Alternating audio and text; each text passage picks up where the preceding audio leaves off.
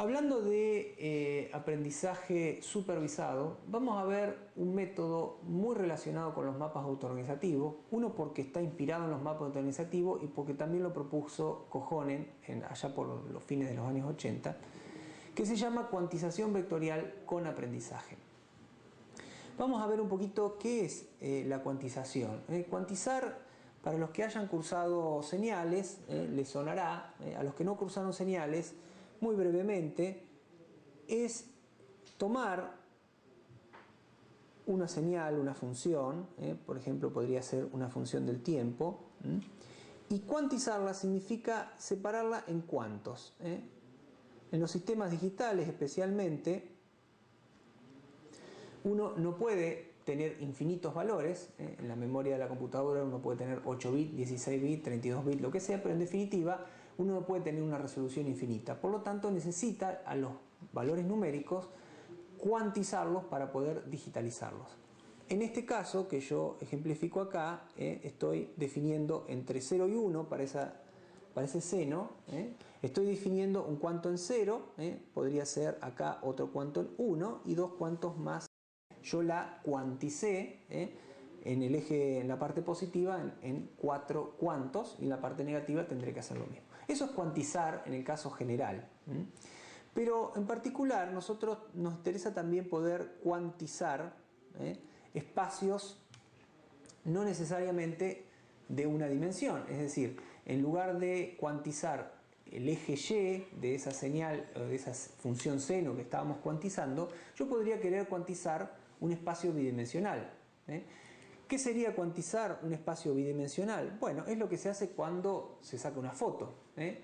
Cada región del espacio se cuantiza en un píxel.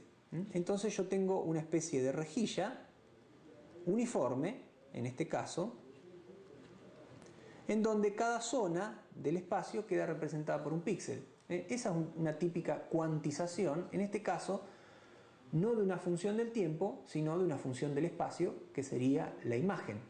Cuando uno dice que la imagen está pixelada es porque tiene cuantos demasiado grandes. De la misma manera se pueden cuantizar espacios n-dimensionales.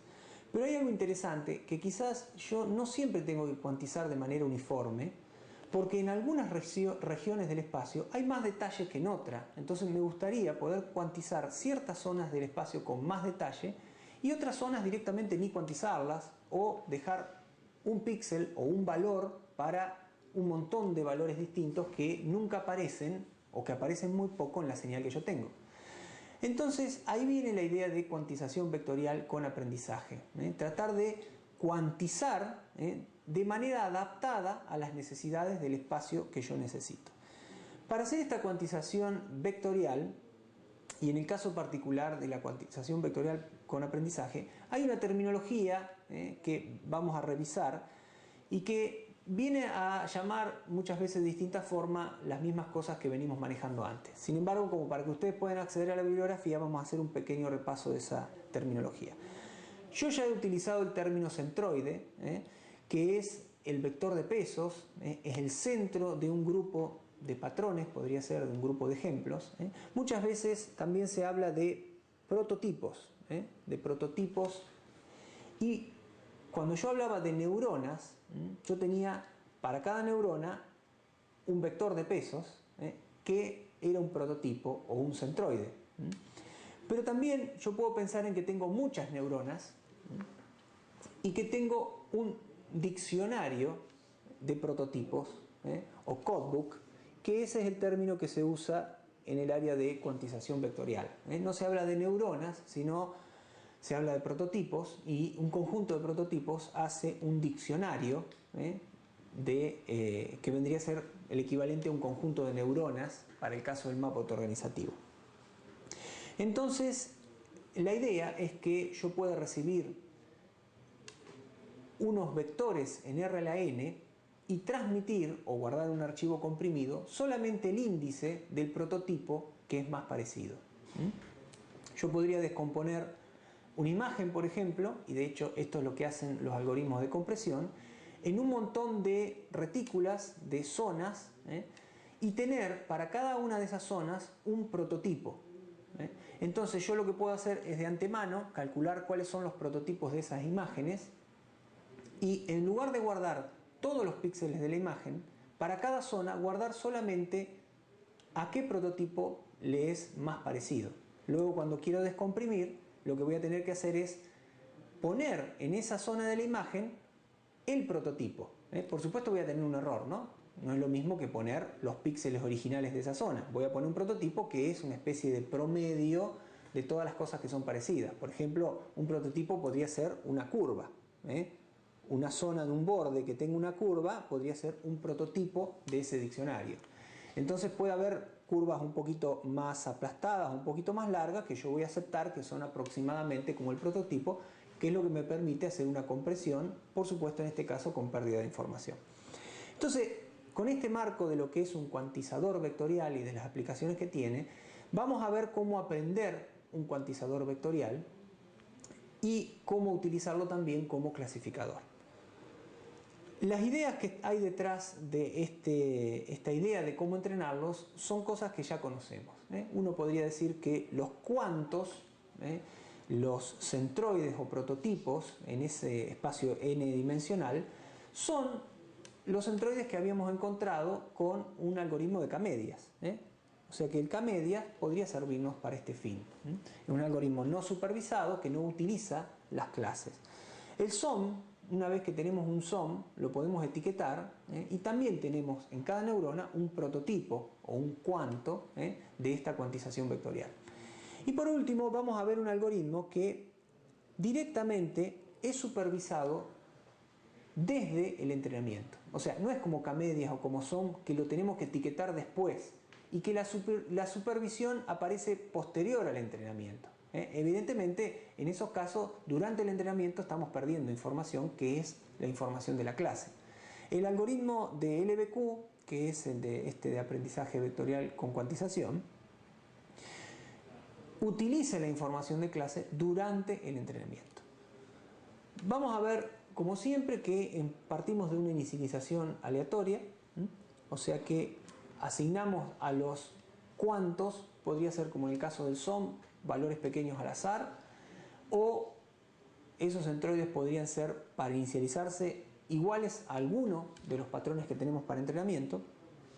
Muy parecido al SOM, en la primera etapa lo que vamos a hacer es buscar, dado un patrón, cuál es el centroide que más se parece a ese patrón, y vamos a decir este es el centroide o el prototipo ganador, y luego vamos a hacer un ajuste de ese prototipo. ¿Cómo vamos a ajustar? Acá hay un pequeño cambio en relación al SOM.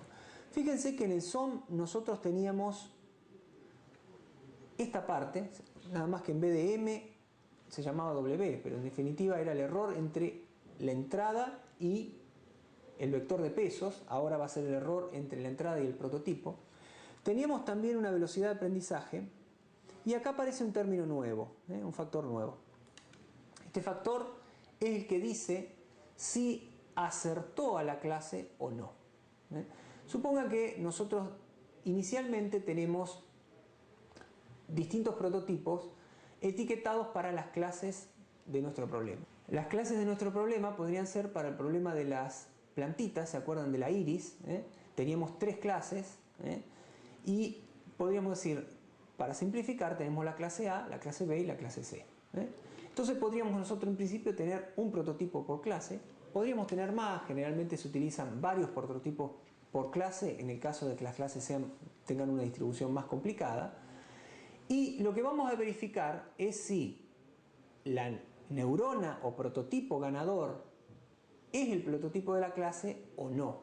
En el caso de que lo sea, va a ser este caso, lo que vamos a hacer es acercar el prototipo, o el vector de pesos, como le llamamos antes, a el patrón que acaba de entrar. En el caso que no lo sea, lo que vamos a hacer es cambiar ese signo, vamos a poner un -1 y lo vamos a alejar. Fíjense que esto es casi igual que el SOM, si utilizáramos solo esta parte, la parte de acercar. El SOM siempre acercaba, porque no había una referencia de a qué clase pertenecía el patrón que acababa de ingresar. Siempre acercaba el vector de pesos a ese patrón. En cambio, acá tenemos dos opciones. Si le pegó, si acertó, lo acercamos, y si no acertó, lo alejamos. La otra diferencia importante que tenemos con el SOM es que acá no hay un concepto de vecindad. No hay neuronas vecinas ni prototipos vecinos. Simplemente se actualiza el ganador y nada más. Entonces con esto tenemos un algoritmo nuevamente muy sencillo. En el paso 4 volvemos al paso 2 y le volvemos a mostrar otro patrón, y así vamos acercando o alejando de acuerdo a si acertó o no acertó. Vamos a ver alguna pequeña interpretación gráfica. Vamos a suponer que estamos en dos dimensiones, que acá tenemos un conjunto de patrones.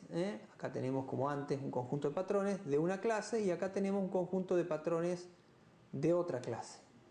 Vamos a suponer que inicialmente podemos tener dos prototipos o dos elementos. Uno es el elemento vamos a suponer que está inicialmente acá, y otro es este otro que le asignamos, que va a ser el prototipo de la clase círculo blanco. Cuando llega un patrón, vamos a suponer que llega este patrón que está acá, medimos la distancia y evidentemente va a ganar este prototipo, que no era el prototipo que nosotros le habíamos propuesto para esa clase. Entonces, ¿qué va a hacer? Va a medir el vector de error, y lo que va a hacer es alejar el prototipo de ese patrón, que va a ir a pasar acá. Vamos a suponer que ahora viene otro patrón. Vamos a suponer que viene un patrón de este grupo. El ganador va a ser este. Entonces, como la clase está bien, va a pasar la S va a valer más 1, y lo que va a hacer es acercarlo, o sea que va a ir en esta distancia y va a pasar acá. Como ven, cada prototipo se va a ir acercando al centro de la clase que representa rápidamente. ¿Por qué? Porque no solo lo acercamos cuando acierta, sino que también cuando le erra lo alejamos. Entonces esta es la ventaja que nos da la supervisión. Ahí vimos qué pasa cuando la entrada es incorrecta y cuando la entrada es clasificada correctamente. Otra observación que vuelvo a reiterar: acá no hay vecindad y no hay una arquitectura neuronal. Acá hay prototipos que están sueltos en el espacio. No hay una relación entre uno y otro. Acá no hablamos de neuronas. Es importante para diferenciarlo del SOM. Así que en general podemos pensar que esto es como si fuera un SOM lineal, que no tiene ningún tipo de entorno ni de relación entre las neuronas. Como que cada neurona está suelta en el espacio y puede ir para donde quiera, pero por supuesto tenemos la supervisión. Una cuestión que aparece acá es el tema de la velocidad de aprendizaje. La velocidad de aprendizaje no puede ser exactamente la misma durante todo el entrenamiento.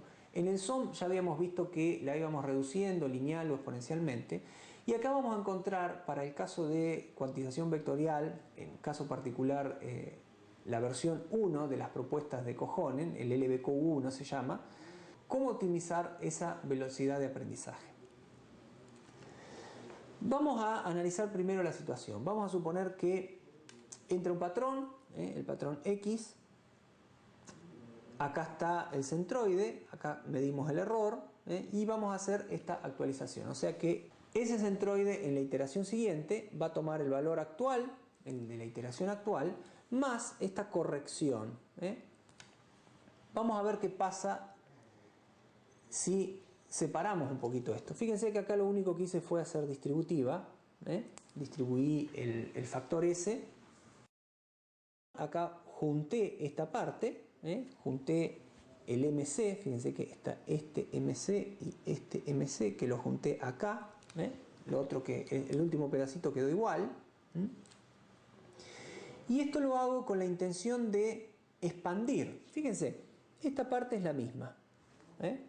Esta última parte también es la misma. Lo mismo está acá, lo mismo está acá. Pero este valor, este centroide, lo que hice fue ponerlo en función de cómo se calculó el anterior. Cómo fue calculado en la iteración anterior cuando entró un patrón anterior. Eso es simplemente aplicar la misma ecuación que tenemos acá arriba, pero ahora con menos 1. Menos 1, acá está S por alfa por el error, o sea que el centroide en menos 1 más S por alfa por el error. O sea que es la misma ecuación, pero un instante atrás. ¿Qué se puede observar acá? Acá lo importante para observar es que este alfa, tenemos un alfa acá que está multiplicando y tenemos otro alfa que está multiplicando. O sea que es como que a la influencia que tiene el patrón anterior que entró, la estamos reduciendo, porque si pensamos que ese alfa es menor que 1, estamos multiplicando la influencia de ese patrón 2 veces por alfa. Si el alfa era 0,5, al final este patrón va a terminar influyendo 0,25. Esto también quiere decir que el último patrón que le mostremos va a estar multiplicado solamente por un alfa, y todos los anteriores van a estar multiplicados por 2 alfa, por 3 alfa, por 4 alfa. Quiere decir que se olvida rápido. O sea, las cosas que primero le mostramos van a tener muy poca influencia en la posición final del centroide. ¿Qué tendríamos que hacer entonces? Y tendríamos que ir cambiando el alfa. Tendríamos que tener un alfa grande al principio y al final un alfa pequeño. De manera de que todos los patrones que le mostré pesen por igual en el valor final que va a tomar el centroide. Con ese criterio, lo que se debe cumplir es que el alfa en 2 iteraciones consecutivas valga lo mismo. Fíjense, este es el alfa que aplicaba al n-1 y este es el alfa que aplicaba en n. Yo puedo de acá despejar cuánto debería valer alfa en cada iteración para que el peso que tengan los patrones o la influencia que tengan los patrones sea lo mismo a lo largo de todo el entrenamiento. Por lo tanto, si yo deduzco de esa ecuación, cosa que les voy a dejar para tarea, lo que encuentro es que el alfa tiene que valer esto. Si yo voy modificando el alfa según esta regla, puedo arrancar de un alfa 0,9 y el próximo alfa lo calculo con esta formulita, lo que voy a lograr es que todos los patrones a lo largo del entrenamiento tengan la misma influencia, el mismo peso en el valor final de los centroides.